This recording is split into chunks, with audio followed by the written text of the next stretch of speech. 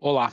Bem, hoje eu estou com o professor Luiz Paulo Germano. O professor Luiz Paulo Germano é um dos professores, especialmente na área de concentração do nosso mestrado em Direito e Tecnologia. Então, dentro do mestrado em Direito temos várias oportunidades, e na área de Direito dos Negócios e da Tecnologia, o professor Luiz Paulo Germano é professor de uma das disciplinas. Professor Luiz Paulo, você tem uma grande experiência docente, já atua há 20 ou já está perto de 30 anos de docência? Olá, professor Alfredo. Um abraço a todos aqueles que nos assistem. Prazer, um privilégio poder sempre contribuir com a Ambra, com seus acadêmicos, enfim, com todos aqueles com os quais nós mantemos as nossas relações pessoais e acadêmicas. Eu já vou para 27 anos de atividade docente, né? Já comecei há muitos anos, em 1995, 96, eu já lecionava na PUC, então, portanto, Uhum. já há bastante tempo, na PUC aqui do Rio Grande do Sul, disciplina de Direito Administrativo. Depois tive a oportunidade de lecionar na Unicinos, também na Universidade Federal do Rio Grande do Sul, e na Ambra, com muita satisfação e com muito prazer, assumindo a responsabilidade de tocar essa disciplina fascinante que só um mestrado como o da Ambra pode oferecer, da maneira como disponibiliza para os seus alunos, uma disciplina chamada Direito e Novas Tecnologias. Luiz Paulo, me conta um pouco da sua atuação fora do mundo acadêmico. Você atua na advocacia, você é sócio também da consultoria D2L. O que a D2L faz? A D2L é uma consultoria cujo enfoque está centralizado no estudo e na implementação da Lei Geral de Proteção de Dados e também no desenvolvimento de projetos relacionados à área ESG, né, que é meio ambiente, responsabilidade social e governança corporativa, essas três letras que hoje marcam um referencial teórico e prático das empresas de sucesso e empresas que preservam e prezam por bons costumes e por bons valores. A D2L é uma consultoria que já fecha quase 100 projetos de implementação de Lei Geral de Proteção de Dados em diferentes clientes, e também já temos um bocado de projetos na área de ESG, o que nos orgulha bastante, porque, de fato, estamos desenvolvendo essa atividade com todas as nossas atribuições e com todas as nossas responsabilidades, valendo-se sempre também da nossa experiência acadêmica. Interessante. E voltando um pouco agora sobre o mestrado na Ambra, o que é estudado na sua disciplina? Em linhas gerais, vamos dizer assim. A nossa disciplina Direitos e Novas Tecnologias, ela traz para o ambiente de estudo as principais temáticas relacionadas à revolução digital e o impacto dessa revolução digital no ambiente jurídico. Na verdade, não se trata apenas e tão somente de um estudo relacionado especificamente ao direito, mas se trata de uma análise, de uma pesquisa daquilo que nós vivenciamos no nosso dia a dia. A sociedade, de uma maneira geral, e as pessoas individualmente, elas estão hoje mantendo uma relação de interdependência com diferentes plataformas tecnológicas, seja no seu ambiente doméstico, seja no seu ambiente profissional. E a nossa disciplina Direitos e Novas Tecnologias trata de trazer para dentro da sala de aula essa experiência que nós vivenciamos no mundo prático, buscando, evidentemente, relacionar cada um dos temas ao que se tem já devidamente regulamentado no ordenamento jurídico brasileiro, bem como, evidentemente, no sistema jurídico de outros países. Então, o aluno da Ambra que se matricula na disciplina, ele tem a oportunidade de estudar a Lei Geral de Proteção de Dados, ele tem a oportunidade de pesquisar sobre a internet das coisas, sobre a inteligência artificial, sobre blockchain, sobre moedas virtuais, como são essas todas que eclodiram no mundo contemporâneo nos últimos tempos, e outros temas que eu arrisco a dizer, professor Alfredo, que nós não conseguimos sempre determinar cada semestre. Nós esperamos sempre a véspera do início da nossa disciplina para discutirmos quais serão efetivamente naquele semestre os pontos que serão abordados em sala de aula. E me conta uma coisa, como é que funciona a dinâmica do processo de ensino-aprendizado da sua disciplina aqui no mestrado da Ambra? Bom, a gente mantém aulas à distância, mas consegue, e eu até acho isso surpreendentemente algo que me chama muito a atenção, nós conseguimos manter uma pessoalidade na relação que a gente desenvolve com os nossos alunos. Então, a distância é apenas aquela proporcionada pelo canal da internet, veiculada por um desses sistemas de vídeo utilizados pela Ambra para se comunicar e manter as aulas com os seus acadêmicos, pilotadas sempre por professores e seus convidados. Mas nós temos uma identificação muito próxima com o nosso aluno, na medida em que nós conhecemos todos eles. Eles não só se apresentam numa forma protocolar no início de cada semestre, como eles mantêm com o professor e com a própria instituição uma relação que, pelo menos ao longo daquele semestre, é intensa, onde nós trocamos ideias não apenas na sala de aula virtual, como especialmente em chats, fóruns e até mesmo em redes sociais, como é o WhatsApp. Então, hoje eu, com muita alegria, afirmo que tenho amigos espalhados pelo Brasil afora, graças à Ambra, profissionais de altíssima qualidade, com os quais eu mantenho relação até hoje, justamente pela maneira com que nos relacionamos no ambiente acadêmico.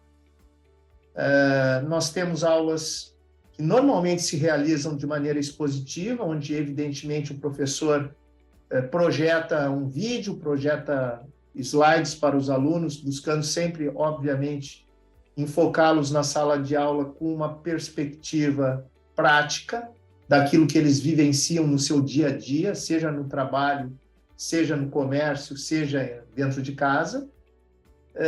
São os alunos sempre estimulados a participarem em determinados momentos da aula do debate que está sendo ali desenvolvido, cada qual sempre trazendo as suas experiências e, com isso, qualificando muito o nível da aula, porque eles vêm preparados, eles vêm muitas vezes lidos justamente a partir de determinadas obras e capítulos de livros que nós acabamos recomendando no início do semestre.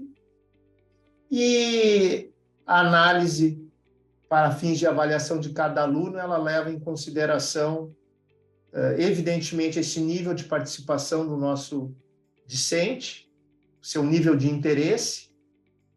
Ele tem a oportunidade de fazer um artigo científico, seguindo normas pré-determinadas. Ele faz uma apresentação oral deste artigo, para que nós também saibamos que ele não só estudou, não só elaborou aquele artigo, mas que ele entende sobre aquilo que ele se dispôs a estudar, aquilo que ele se dispôs a pesquisar.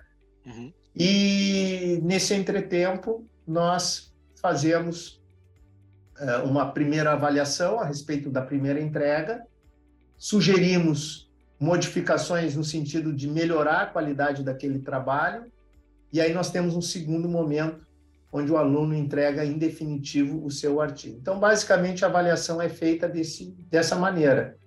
A avaliação do artigo em 2 momentos e a apresentação oral, que é feita perante todos os demais colegas que deverão participar daquele momento como forma de enriquecer a apresentação daquele aluno.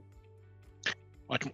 Luiz Paulo, você pode esclarecer para a gente o que você chama de avaliação do trabalho escrito, do artigo, em dois momentos? O que ocorre nesse primeiro momento e nesse segundo momento especificamente, para uma pessoa que não estuda na Ambra?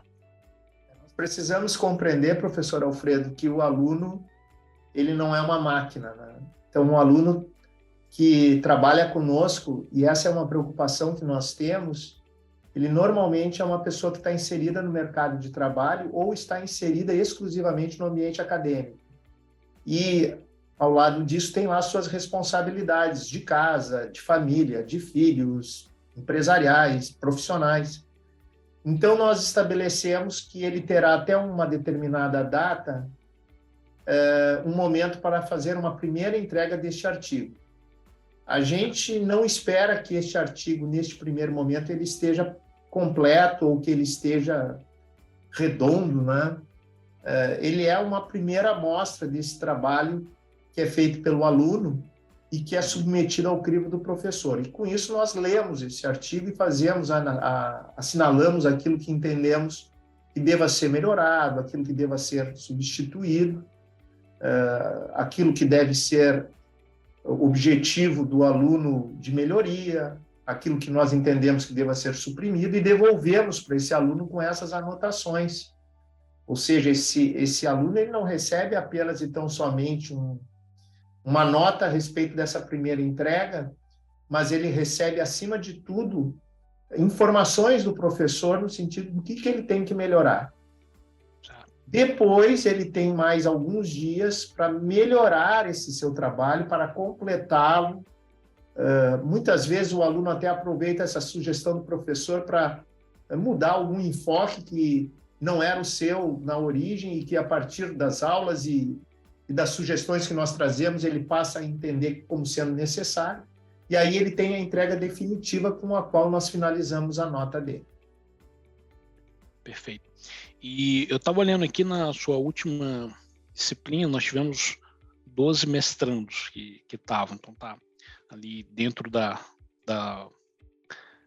turma da Ambra. Então, normalmente, a gente tem 80% das turmas entre 10 e 20 mestrandos, um número pequeno de turmas fica entre 20 e 25 mestrandos. Mas me diz uma coisa, qual era o perfil dessas pessoas? Quem você via ali enquanto mestrandos na disciplina contigo? Essa última turma nós tivemos basicamente advogados, né, pessoas que tinham formação em direito e exerciam a advocacia, devidamente habilitados para o exercício da profissão. Alguns colegas muito interessados realmente nessa área de tecnologia, para desenvolver uma atividade relacionada, por exemplo, à perícia, que é um dos motes da tecnologia aplicada na produção de provas hoje no direito. Sempre temos também servidores públicos, alguns colegas integrantes de planos de carreira do Estado, né, como juízes. Enfim, nós tivemos um grupo, este último, basicamente de pessoas que estão vinculadas ao direito, exercendo na prática as suas respectivas profissões, não obstante, também seja recepcionado por nós, não raras vezes, apenas, então, somente alunos, pessoas que querem realmente se qualificar e ao se qualificar, obter um título de mestrado. E como foi que você chegou até a Ambra? Como você conheceu a Ambra University? A minha aproximação com a Ambra, ela é um caso à parte, né, Alfredo? Porque eu, justamente por estar há tanto tempo no ensino acadêmico, no ensino superior, conheço muitos colegas, tenho afinidade com muitos professores, dentre os quais alguns colegas que exercem atividades aqui na Ambra, e todos me disseram que eu deveria me candidatar a uma das vagas de professor da Ambra, porque entendiam que eu tinha um perfil de colaborador dentro do ambiente proposto pela Ambra, no sentido de primar pela excelência do estudo dos nossos mestrandos, e que para isso talvez a minha experiência pudesse ser algo aproveitado pela instituição e, por consequência, trazendo algum tipo de satisfação para mim e também, evidentemente, para os nossos alunos.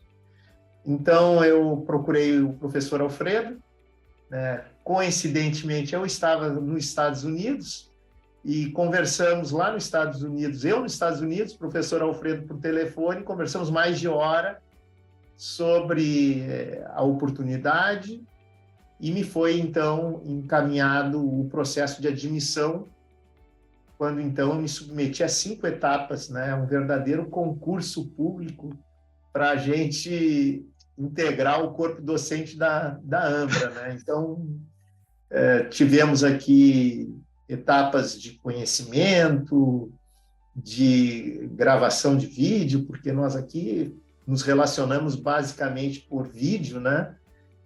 Também tivemos, evidentemente, testes para aulas na graduação, naquela oportunidade, para aulas no mestrado, elaboração de projetos, planos de aula, enfim. Eu fiz alguns concursos na minha vida, mas densos como este da AMBRA, não me lembro de nenhum, sinceramente. Teve um detalhe, na verdade, eu estava em Porto Alegre, né? Eu lembro que eu estava caminhando perto do shopping Guatemi, quando você me mandou umas mensagens, quando a gente estava conversando também, né? Eu estava em Orlando, né? Então isso. Eu estava próximo da AMBRA. Isso, e eu estava em Porto Alegre no dia. Boa. Mas teve uma história engraçada, né? Que você não contou aqui. Como foi que você mandou? Aquela que você mandou a mensagem, que foi que eu te respondi lá no começo, né? Você falou. Como é que você teve... Não, a primeira pergunta que você fez foi: quem é que te deu o meu telefone? Isso. Né? Segundo, como é que você chegou até mim? Terceiro, isso. Como é que você conheceu a AMBRA? Né? E quem foi que te deu esse número aqui?